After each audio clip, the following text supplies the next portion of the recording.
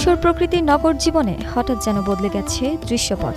ইট পাথরের এই শহরেই ফিরে এসেছে চিরচেনা বাংলার রূপ।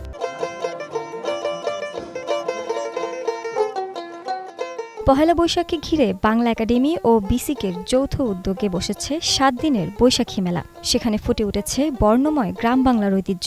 শহুরে জীবনে যেন রঙিন উচ্ছ্বাসের ডাক। মেলায় পাওয়া যাচ্ছে মাটির তৈজসপত্র, নকশি কাঁথা, পাট ও বাঁশের তৈরি নানা সামগ্রী। লোকজ সংস্কৃতির এই উপকরণগুলো যোগ করেছে ভিন্ন মাত্রা।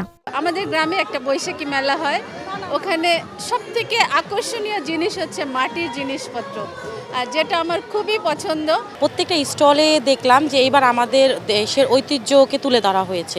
প্রতিবারের তুলনায় প্রতিবার বেশিরভাগই আপনার থাকে না যে আমাদের বর্তমান ব্যবহার করার জন্য যেগুলো সেগুলো থাকে, কিন্তু এইবার আমরা দেখলাম যে না, আমাদের গ্রামের ঐতিহ্য তুলে ধরার জন্য যা যা দরকার তা এখানে আছে। ঢাকায় আমরা আসলে বাইরে থেকে এক পশলা গ্রাম বা গ্রামাঞ্চলকে আমরা এখানে তুলে ধরার চেষ্টা করছি। আমরা যে গানগুলো শুনে বড় হয়েছি, যেভাবে যা দেখে বড় হয়েছি, ওদের মধ্যেও কোথাও না কোথাও জিনিসগুলো আছে, কিন্তু হয়তো ওভাবে আমরা দেখাচ্ছি না। তো ওইটুকু দেখানোর জন্য আসা, এবং দেখলাম যে ও বেশ ভালোই উপভোগ করছে। লাইফে কোনো কিছুর গ্যারান্টি নেই, তাই ইন্স্যুরেন্স করুন সিটি ব্যাংকে, কারণ ইন্স্যুরেন্স করলে সিটিতে সুরক্ষা পাবেন নিশ্চিন্তে। এছাড়াও বাচ্চাদের চিত্ত বিনোদনের জন্য রাখা হয়েছে বিশেষ আয়োজন। নববর্ষ মানে কি? নতুন কিছু নিয়ে আমাদের মাঝখানে আগমন করা, আর আমি চাই নতুন কিছু আসুক আমাদের মাঝে। নববর্ষটা যেহেতু আমাদের বাঙালিদের উৎসব, তো এখানে মন খারাপের কোনো উপায় নেই। তো সবাইকে শুভ নববর্ষ, এবং চাই যে এই আনন্দে কাটুক নতুন বছরটা সবার, এবং সবাই চাই যে এই সংস্কৃতিটাকে আরও সুন্দর করে ফুটিয়ে তুলুক। কিছু মিলে আসলে ভালোই লাগে, কারণ আশেপাশে গ্রাম বাংলার একটা পরিবেশ পাওয়া যায়। আমরা এখানে আসি, আশেপাশে গাছপালা অ্যান্ড সব এনভায়রনমেন্ট মিলে আই থিঙ্ক বেস্ট। বৈশাখের রঙে রঙিন হয়ে মেলায় এসেছে নানা বয়সের মানুষ।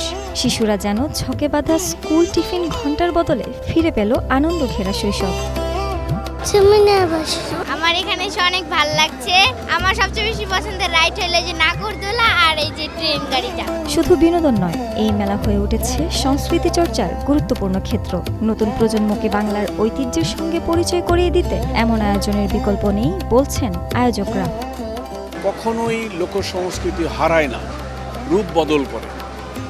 এক সময় ভেলা আমাদের বাহন ছিল, এখন ভেলা নেই, তার মানে লোকবাহন কি নেই?